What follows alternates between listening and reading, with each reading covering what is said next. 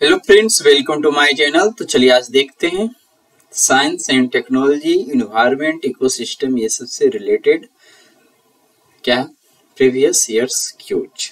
तो सिंपली कहें तो साइंस देखेंगे, ठीक है। तो जो हमारे चैनल पर नए हैं, चैनल को सब्सक्राइब जरूर कर ले ताकि आपको नोटिफिकेशन जो है मिलता रहे, ठीक है। तो आइए देखते हैं आज का पहला क्वेश्चन। तो पहला क्वेश्चन आपके स्क्रीन पे फिलहाल दिखाई तो दे रहा होगा, ठीक है। आइए, तो पहला क्वेश्चन जो है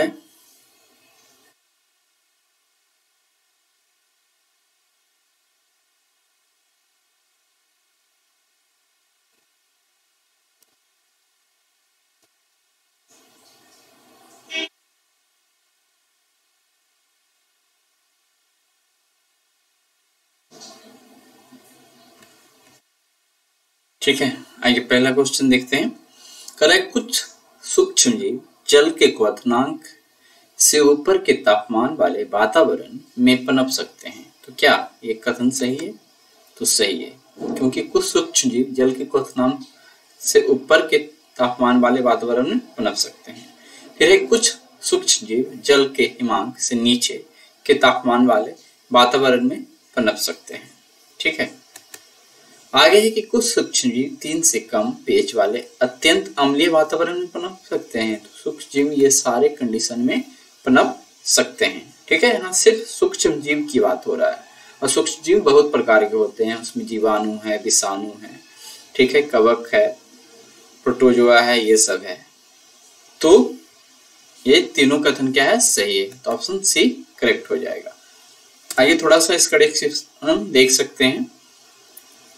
क्या प्रश्न सूक्ष्मजीवों की अद्भुत अनुकूलन क्षमता तो दर्शाता ही है। कारण ये बिल्कुल सही है। कुछ सूक्ष्म जीव जिन्हें थर्मोफाइल कहा जाता है अत्यधिक उच्च तापमान वाले वातावरण जैसे गर्म, झरने और भू तापीय छिद्रों में पनप सकते हैं। दूसरा यह भी सही है कि साइक्रोफाइल नामक सूक्ष्मजीव ठंडे वातावरण जैसे कि ध्रुवीय क्षेत्रों या ग्लेशियरों में जीवित रह सकते हैं। तो ये सब टर्म याद रखना है। जो तापमान में बहुत अधिक जीवित रहे थर्मोफाइल, ठंडा वाले क्षेत्र में रहे तो साइक्रोफाइल। यह कथन भी सत्य है तीसरा कि एसिडोफाइल मतलब जो एसिड में जीवित रहे नामक सूक्ष्म जीव अत्यंत अम्लीय वातावरण जिससे खानों के अम्लीय जल निकास या ज्वालामुखी क्षेत्र में पाए जाते हैं। करें से जीवों की अद्भुत क्षमता का कारण क्या है? कारण करें सूक्ष्म अपने प्रोटीन, एंजाइम और कोशिका झिल्ली की संरचना को इस तरह से विकसित कर लेते हैं कि वे इन चरम परिस्थितियों में भी जीवित रह सके। निष्कर्ष क्या? सूक्ष्मजीवों की अद्भुत क्षमता हमें जीवन की विविधता और प्रकृति की अविश्वसनीय क्षमता के बारे में सोचने पर मजबूर करती है। अब और पहले भी आप लोग जानते होंगे एक्सट्रीमोफाइल। करा ऐसे सूक्ष्मजीव अत्यधिक चरम परिस्थितियों में रह सकते हैं, उन्हें एक्सट्रीमोफाइल कहा जाता है। थर्मोफाइल, साइक्रोफाइल और एसिडोफाइल सभी एक्सट्रीमोफाइल के उदाहरण हैं। एक्सट्रीमोफाइल के अंतर्गत ही थर्मोफाइल, साइक्रोफाइल, एसिडोफाइल ये सब आएंगे। अनुप्रयोग एक्सट्रीमोफाइल का अध्ययन कई क्षेत्रों में किया जा रहा है, जैसे कि औद्योगिक, जैव प्रौद्योगिकी, पर्यावरण, जैव प्रौद्योगिकी और खाद्य संरक्षण आदि में, ठीक है। आगे देखते हैं निम्नलिखित में से कौन किसी वृक्ष या लकड़ी के लट्ठे में बने छिद्र में से कीटों को खुरचने के लिए लकड़ी का औजार बनाता है। तो यहाँ पे कुछ एनिमल्स का नाम दिया है, ठीक है। कीट को निकालना हो पेड़ पौधे से तो वो लकड़ी का कुछ औजार बनाता है, उससे खुरच के निकालता है। तो पहला है कि मत्स्यन मार्जार या फिशिंग कैट जिसको बोलते हैं, तो ये ऐसा करता है क्या। दूसरा है औरंग उटेन। तीसरा है उदबिलाव। फिर डी है स्लॉथ बेयर। तो ऐसा करने का काम जो है कौन करता है? ऑप्शन बी, ठीक है ना, डी नहीं, सॉरी, इसको काट लेते हैं। और गोन्टेन ऐसा करता है। आइए देखते हैं। करा है ऑर्गन्टन प्राइमेट्स का एक समूह है और वे अपनी बुद्धिमत्ता और उपकरण बनाने की क्षमता के लिए जाने जाते हैं। वे लकड़ी और औजार बनाकर छेद से कीड़े निकालने जैसी जटिल क्रियाएं करने में सक्षम होते हैं। यह व्यवहार उनके उच्च स्तर की बुद्धिमत्ता और समस्या समाधान करने की क्षमता को दर्शाता है। अन्य विकल्पों का विश्लेषण। मत्स्यन मार्जर, फिशिंग कैट। तो फिशिंग कैट ही ज्यादा शुद्ध नेम है, लेकिन मत्स्यन मार्जर भी याद रखिए, ठीक है। क्वेश्चन तो दोनों में रहता है तो दिक्कत नहीं होगा। उदबिलाव और स्लॉथ बेयर, ये जानवर भी पेड़ों पर रहते हैं, लेकिन उनके पास ऑर्गन्टन जैसी जटिल उपकरण बनाने की क्षमता नहीं होती है, ठीक है, 3 और का नाम था उसके बारे में। करा इसलिए दिए गए विकल्पों केवल और गंटन ही लकड़ी के औजार बनाकर छेद से कीड़े निकालने में सक्षम है। आगे अतिरिक्त जानकारी, और गंटन के उपकरण बनाने के व्यवहार का अध्ययन वैज्ञानिकों के लिए काफी दिलचस्प है, क्योंकि यह हमें मानव बुद्धिमत्ता के विकास के बारे में जानकारी दे सकता है। और गंटन के उपकरण बनाने की क्षमता उनके पर्यावरण में अनुकूलन करने की क्षमता को भी दर्शाती है। चलिए आगे देखते हैं, निम्नलिखित कथनों पर विचार कीजिए। एक बार यदि केंद्र सरकार किसी क्षेत्र को समुदाय प्रारक्षित अधिसूचित कर देती है तो क्या होगा? तो पहला है कि राज्य का मुख्य वन जीव प्रबंधक या वार्डन जिसको बोलते हैं, इसे वन का नियंत्रक प्राधिकारी बन जाता है। तो ध्यान देना है कि राज्य का मुख्य वन जीव प्रबंधक जो है, जिसको वार्डन भी बोलते हैं, वो प्रत्यक्ष रूप से क्या है, इसका नियंत्रक नहीं बनता है। तो पहला कथन क्या हो जाता है? गलत हो जाता है। चलिए पहला कथन गलत है फिलहाल, ठीक है, पहला कथन क्या है? गलत है। ऐसे क्षेत्र में शिकार की अनुमति नहीं होती है। ऐसे क्षेत्र के लोगों को गैर इमारती लकड़ी वनों उत्पाद को संग्रह करने की अनुमति होती है। अच्छा, ऐसे क्षेत्रों में शिकार की अनुमति नहीं होती है, तो ये बात सही है ऑप्शन। ऐसे क्षेत्र के लोगों को गैर इमारती लकड़ी, मतलब कि लकड़ी को उतना ही जमा करना है जिससे इमारत खड़ा ना हो, ठीक है, वनोत्पाद को संग्रह करने की अनुमति होती है। यानी कि पेड़ से गिरे हुए टूटे फूटे लकड़ी को क्या है, वहां के लोग जमा कर सकते हैं। ऐसे क्षेत्रों को लोगों को पारंपरिक कृषि प्रथाओं की अनुमति होती है। अभी जो परंपरागत हम लोग कृषि करते हैं, वो कृषि की अनुमति ऐसे क्षेत्रों में नहीं होती है, ठीक है। तो यहाँ पे 2 ही कथन सही है और ऑप्शन बी करेक्ट हो जाएगा, ऑप्शन बी करेक्ट हो जाएगा। केवल 2 सही है। आइए देखते हैं, जब केंद्र सरकार किसी क्षेत्र को समुदाय प्रारक्षित घोषित करती है तो इसका उद्देश्य स्थानीय समुदायों को वन्यजीव संरक्षण में सक्रिय रूप से शामिल करना होता है। इस संदर्भ में उपरोक्त कथनों का विश्लेषण इस प्रकार किया जा सकता है। कथन 1 क्या है? ये गलत है। तो गलत तो था ही कि समुदाय प्रारक्षित क्षेत्रों में राज्य का मुख्य वन्यजीव प्रबंधक, जिसको वार्डन बोलते हैं, सीधा नियंत्रक प्राधिकारी नहीं होता है। इसके बजाय इन क्षेत्रों के प्रबंधन के लिए एक सामुदायिक रिजर्व प्रबंधन समिति का गठन किया जाता है, जिसमें स्थानीय समुदाय के प्रतिनिधि शामिल होते हैं। वार्डन मुख्य रूप से मार्गदर्शन प्रदान करता है। दूसरा, यह सही है। वन्यजीव संरक्षण अधिनियम 1972 के अनुसार वन्यजीवों की सुरक्षा और संरक्षण के लिए सामुदायिक रिजर्वों में जंगली जानवरों के शिकार पर सख्त प्रतिबंध होता है। तीसरा कथन भी सही है कि सामुदायिक रिजर्व प्राकृतिक संसाधनों को उपयोग का समर्थन करते हैं। स्थानीय समुदायों को आमतौर पर गैर लकड़ी वन उपज एकत्र करने की अनुमति दी जाती है, बशर्ते यह टिकाऊ तरीके से और प्रबंधन समिति द्वारा निर्धारित दिशा निर्देश के तहत किया जाता है, ठीक है। यह गलत है। सामुदायिक रिजर्व में पारंपरिक भूमि उपयोग प्रथाओं जैसे कृषि को आमतौर पर प्रतिबंधित किया जाता है, ताकि यह सुनिश्चित किया जा सके कि क्षेत्र के संरक्षण लक्ष्यों से समझौता ना हो, ठीक है। आगे इसीलिए कथन 2 और 3 ही सही है, यानी कि 2 सही है। समुदाय प्रारक्षित क्षेत्रों का उद्देश्य क्या है? तो स्थानीय समुदायों को वन्यजीव संरक्षण में शामिल करना, जैव विविधता को संरक्षित करना, स्थानीय लोगों के जीवन स्तर में सुधार करना, पारंपरिक ज्ञान और प्रथाओं को संरक्षित करना। फिर निम्नलिखित कथनों पर विचार कीजिए। ऑटोमोबाइल और एयरक्राफ्ट में प्रयुक्त होने वाले अवयवों के विनिर्माण में कार्बन तंतुओं का उपयोग होता है। तो ऑटोमोबाइल हो, एयरक्राफ्ट हो, ये सब में कार्बन तंतुओं का उपयोग होता है अलग अलग पार्ट पुर्जों को बनाने में। फिर एक कार्बन तंतु एक बार प्रयुक्त होने पर पुनर्चक्रित नहीं किए जा सकते हैं। तो ये कथन पूरी तरह से गलत नहीं है, ठीक है। पुनर्चक्रित क्या है? किए जा सकते हैं, ठीक है। थोड़ा सा हम यहां से हटते हैं।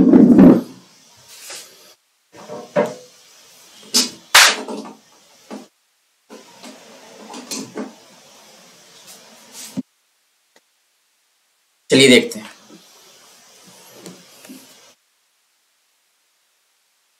तो दूसरा कथन गलत है। इस यहाँ पे लिख दिया कि कार्बन तंतु एक बार प्रयुक्त होने पर पुनर्चक्रित नहीं किए जा सकते। पुनर्चक्रित किए जा सकते हैं, लेकिन ये प्रोसेस थोड़ा जटिल है, लेकिन है प्रोसेस, इसलिए केवल एक ही सही है, ऑप्शन ए, ठीक है। चलिए आगे देखते हैं। करें ये बिल्कुल सही है। कार्बन तंतु अत्यंत मजबूत, हल्के और लचीले होते हैं जो उन्हें ऑटोमोबाइल और एयरक्राफ्ट जैसे क्षेत्रों में बेहद उपयोगी बनाते हैं।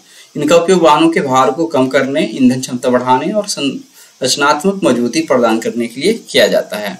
कथन 2 क्या है? ये गलत है। हालांकि कार्बन तंतुओं को पुनर्चक्रित करना चुनौतीपूर्ण हो सकता है क्योंकि इन्हें अक्सर अन्य सामग्रियों के साथ मिश्रित करके इस्तेमाल किया जाता है, लेकिन यह पूरी तरह से असंभव नहीं है। कार्बन तंतुओं को पुनर्चक्रित करने के लिए कई तकनीकें विकसित की जा रही है और इस क्षेत्र में लगातार शोध चल रहा है। तो इसीलिए दिए गए विकल्पों से केवल कथन एक ही सही है। कार्बन तंतुओं का उपयोग ऑटोमोबाइल और एयरक्राफ्ट में व्यापक रूप से होता है, लेकिन इनके पुनर्चक्रण के लिए अभी भी चुनौतियां हैं। अतिरिक्त जानकारी में यदि देखना चाहेंगे तो कार्बन तंतुओं को पुनर्चक्रित करने की चुनौतियां। कार्बन तंतुओं को अक्सर अन्य सामग्रियों के साथ मिश्रित करके इस्तेमाल किया जाता है, जिससे उन्हें अलग करना मुश्किल हो जाता है। इसके अलावा कार्बन तंतुओं को पुनर्चक्रित करने के लिए उच्च तापमान और ऊर्जा की आवश्यकता होती है, जो एक महंगी प्रक्रिया हो सकती है। कार्बन तंतुओं के पुनर्चक्रण के फायदे क्या है? तो कार्बन तंतुओं को पुनर्चक्रित करने से कचरे को कम किया जा सकता है, क्योंकि ये सब क्या है, इलेक्ट्रॉनिक कचरा बहुत ज्यादा जमा हो रहा है, और प्राकृतिक संसाधनों का संरक्षण किया जा सकता है। ठीक है, तो आइए देखते हैं निम्नलिखित क्रियाओं पर विचार करते हैं। 5वां क्वेश्चन, कार क्रैश, टक्कर का जिससे एयरबैग लगभग तुरंत फैल जाते हैं, पता लगाना। अभी तीनों पढ़ेंगे, नीचे क्या है तब पता चलेगा। फिर है लैपटॉप फ्री फॉल, अचानक धरातल पर गिर पड़ने का, जिससे हार्ड ड्राइव तुरंत बंद हो जाता है, पता लगाना। फिर है स्मार्टफोन के झुकाव का, जिससे पोर्ट्रेट और लैंडस्केप मोड के बीच प्रदर्शन घूम जाता है, पता लगाना।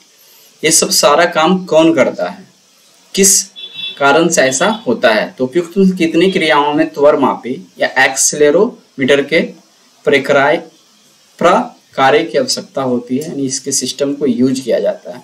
जैसे मोबाइल है, मोबाइल को जब हम घुमाते हैं सेटिंग में यदि रहता है, तो जैसे ही मोबाइल रोटेट करते हैं स्क्रीन भी उसके अनुसार रोटेट होता है।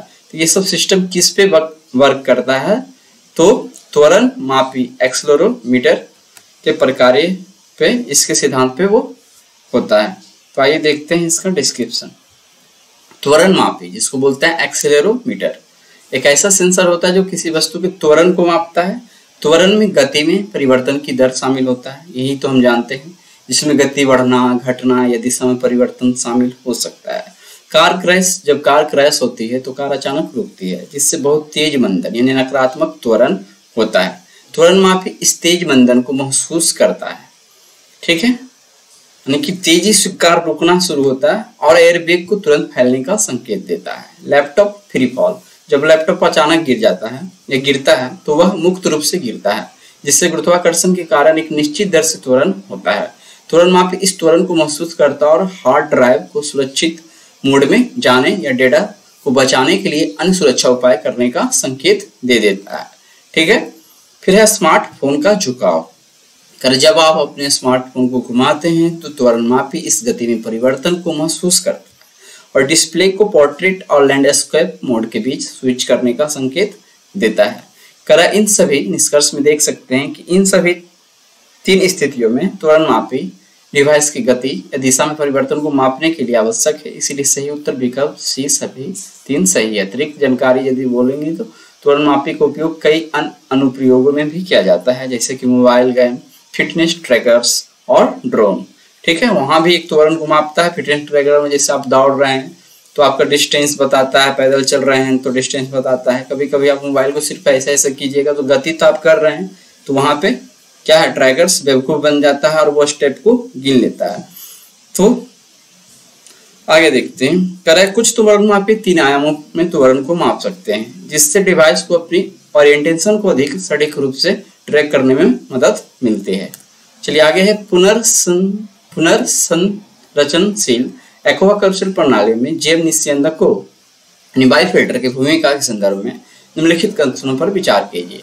जैव निस्यंदक बिना खाए हुए मत्स्य चारे को हटाकर अवशिष्ट उपचार प्रदान करते हैं। ठीक है, जैविक रूप से क्या है, क्लीन करने वाले, उसी को निस्यंदक बोलेंगे। ठीक है, तो करते हैं। तो पहला कथन तो सही है। ठीक है, पहला कथन क्या है, सही है, पहला कथन सही है ये। जैव निस्यंदक मत्स्य अपशिष्ट में विद्यमान अमोनिया को नाइट्रेट में बदल देते हैं। तो तोड़फोड़ तो ये करेगा ही, ठीक है। तो अमोनिया से नाइट्रेट में चेंज हो रहा है, तो उसके छोटे रूप में चेंज हो रहा है, तो ये करते हैं। जैव निस्यंदक जल में मत्स्य के लिए पोषक तत्व के रूप में फास्फोरस को बढ़ाते हैं। तो फास्फोरस को बढ़ाते नहीं है, फास्फोरस का जो यौगिक है उसको तोड़ के दूसरे रूप में क्या है बदल देते हैं। तो ये यौगिक को बढ़ाने का काम नहीं करते हैं, तीसरा गलत है। तो यहाँ पे केवल 2 सही होगा, ऑप्शन बी करेक्ट होगा। चलिए आगे देखते हैं क्या बोल रहा है। संचरणशील एक्वाकल्चर प्रणाली में जैव निस्यंदक एक महत्वपूर्ण भूमिका निभाते हैं। वे एक प्राकृतिक प्रक्रिया का अनुकरण करते हैं जिसमें सूक्ष्म मछली के अपशिष्ट को तोड़ते हैं और पानी को साफ कर देते हैं। आइए इन कथनों को विश्लेषण को हम देखते हैं। जैव निस्यंदक बिना खाए हुए मत्स्य चारे को हटाकर अपशिष्ट उपचार प्रदान करते हैं। यह आंशिक रूप से सही है। जैव निस्यंदक बड़े कणों जैसे कि बिना खाए हुए मछली के चारे को हटाने में मदद करते हैं। हालांकि वे मुख्य रूप से घुलनशील अपशिष्ट जैसे अमोनिया को हटाने के लिए भी जाने जाते हैं। जैव निस्यंदक दूसरा कथन को बोलेंगे तो मत्स्य अपशिष्ट में विद्यमान अमोनिया को नाइट्रेट में बदल देते हैं। यह बिल्कुल सही है। जैव निस्यंदक में उपस्थित बैक्टीरिया अमोनिया को नाइट्रेट और नाइट्रेट में अलग है ना, नाइट्राइट और फिर नाइट्रेट में बदल देते हैं। नाइट्रेट मछलियों के लिए कम विषैला होता है और इसे पौधे पोषक तत्व के रूप में उपयोग कर सकते हैं। तीसरा है कि जैव निस्यंदक जल में मत्स्य के लिए पोषक तत्व के रूप में फास्फोरस को बढ़ाते हैं। ये गलत है। जैव निस्यंदक फास्फोरस को नहीं बढ़ाते हैं बल्कि इसे अन्य रूपों में परिवर्तित करते हैं या इसे ठोस पदार्थों में बांध देते हैं। निष्कर्ष यदि देखेंगे तो इसीलिए केवल कथन 2 और 3 सही है। जैव निस्यंदक मुख्य रूप से मछली के अपशिष्ट में मौजूद अमोनिया को हटाने और उसे नाइट्रेट में बदलने का काम तो करते हैं। पुनर्संचरणशील एक्वाकल्चर प्रणाली में जैव निस्यंदकों का महत्व क्या होता है। पानी की गुणवत्ता में सुधार करता है। जैव निस्यंदक पानी में अमोनिया और अन्य हानिकारक पदार्थों की मात्रा को कम करके पानी की गुणवत्ता में सुधार करते हैं। मछलियों के स्वास्थ्य में सुधार, जब पानी साफ होगा तो मछली के स्वास्थ्य में सुधार तो हो गए ही। स्वच्छ पानी मछलियों के स्वास्थ्य और विकास के लिए आवश्यक है। पानी के उपयोग को कम करना। पुनर्संचरणशील प्रणाली में पानी का उपयोग कम होता है क्योंकि पानी को लगातार बदलने की आवश्यकता नहीं होती है। पर्यावरण पर कम प्रभाव। जैव निस्यंदक पारंपरिक एक्वाकल्चर प्रणाली की तुलना में पर्यावरण पर कम प्रभाव डालते हैं। ठीक है, चलिए आगे देखते हैं। निम्नलिखित कथनों पर विचार करते हैं। बैलिस्टिक मिसाइल अपनी उड़ान के दौरान सबसोनिक गति से जेट चालित होती है, जबकि क्रूज मिसाइल उड़ान के प्रारंभिक चरण में ही रॉकेट चालित होती है। दूसरा कथन भी पढ़ते हैं। अग्नि 5 एक मध्यम दूरी की सुपरसोनिक क्रूज मिसाइल है, जबकि ब्रह्मोस एक ठोस ईंधन वाली अंतर महाद्वीपीय बैलिस्टिक मिसाइल है। कौन सा कथन सही है ढूंढना है। ठीक है, तो ऐसे क्वेश्चन में कभी कभी क्या होता है, वाइस वर्सा किया रहता है उसके गुण को। तो बैलिस्टिक मिसाइल अपनी उड़ान के दौरान सबसोनिक गति से जेट चालित होता है। यहाँ पे उलट के ये कर दीजिए कि ये रॉकेट चालित शुरू में प्रारंभ में ही होता है।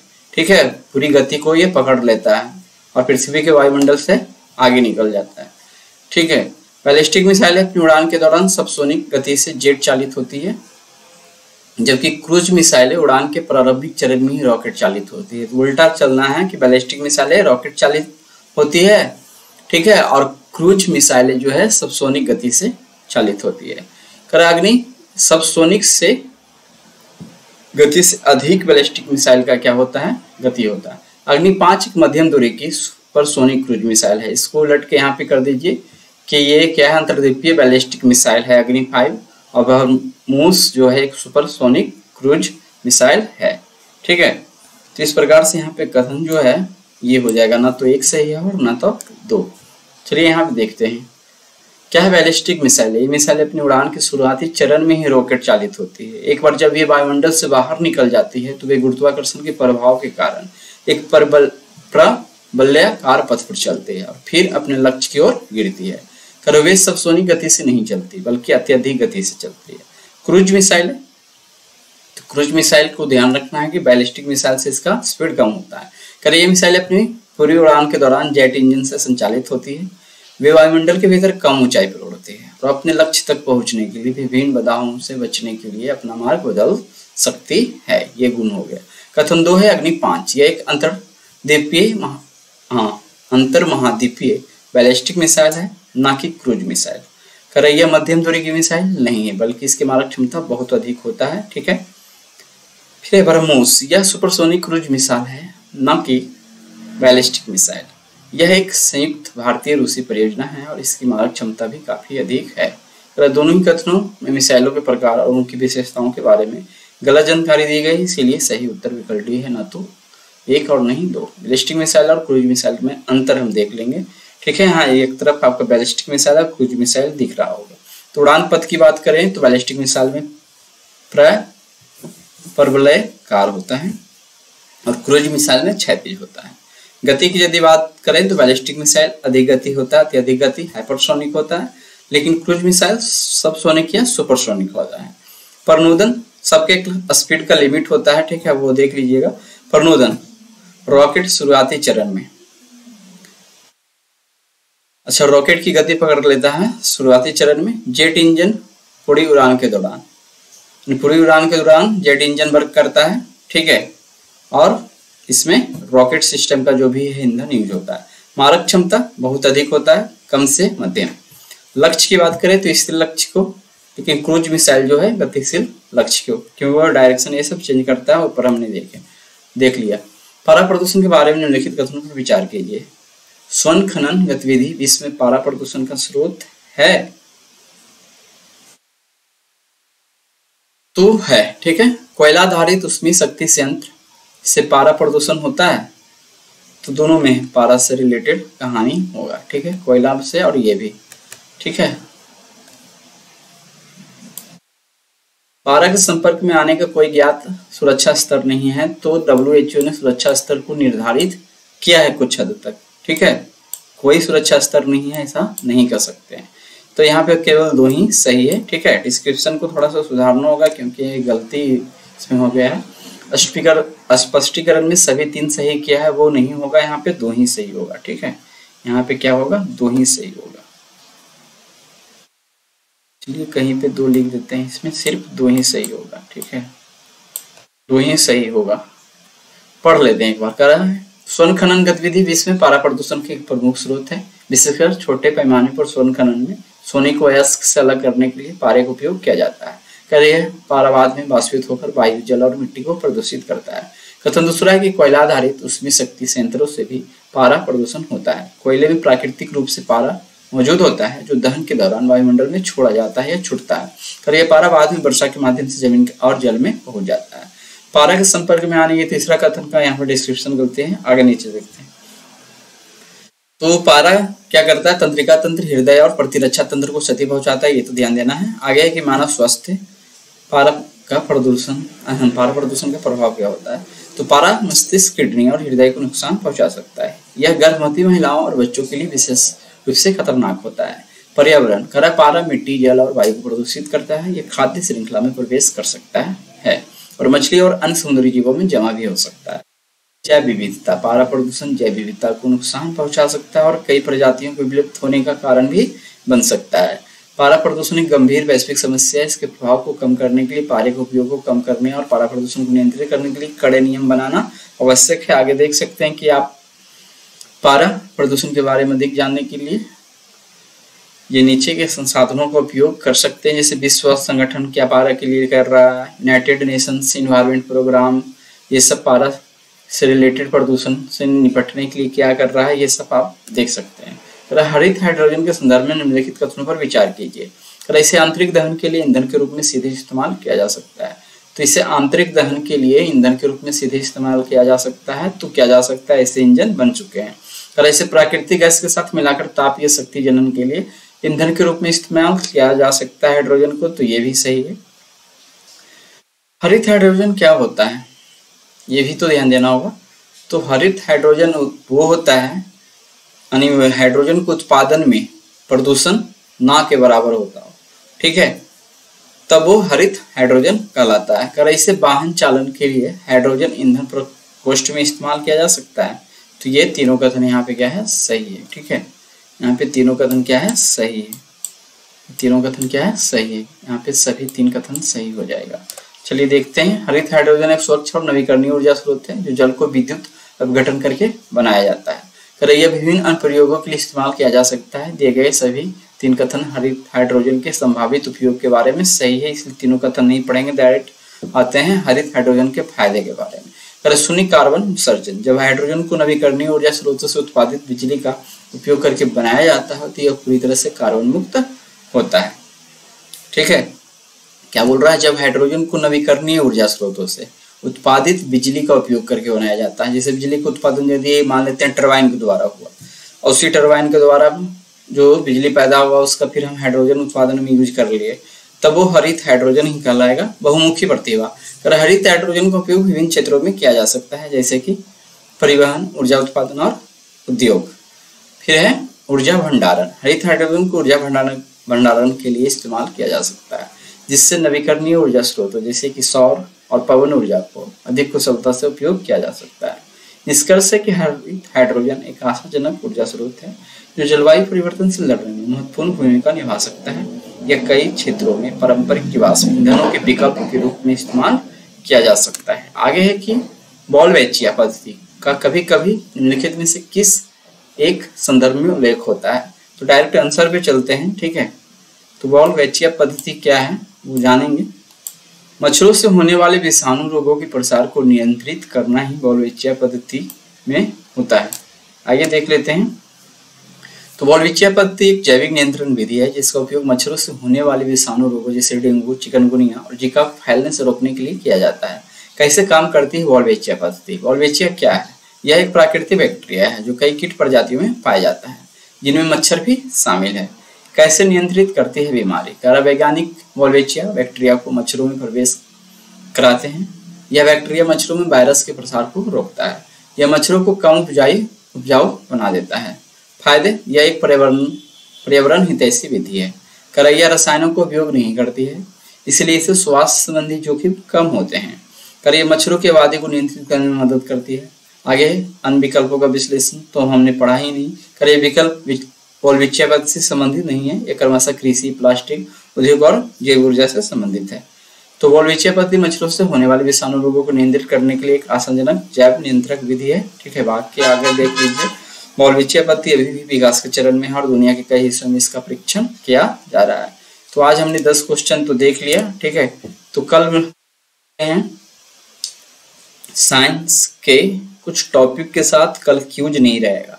ठीक है, तो आज भर के लिए इतना ही रहने देते हैं। ठीक है, चलिए वीडियो जिनको अच्छा लगा चैनल को जरूर सब्सक्राइब कर ले ताकि आपको यह नोटिफिकेशन जो है मिलता रहे।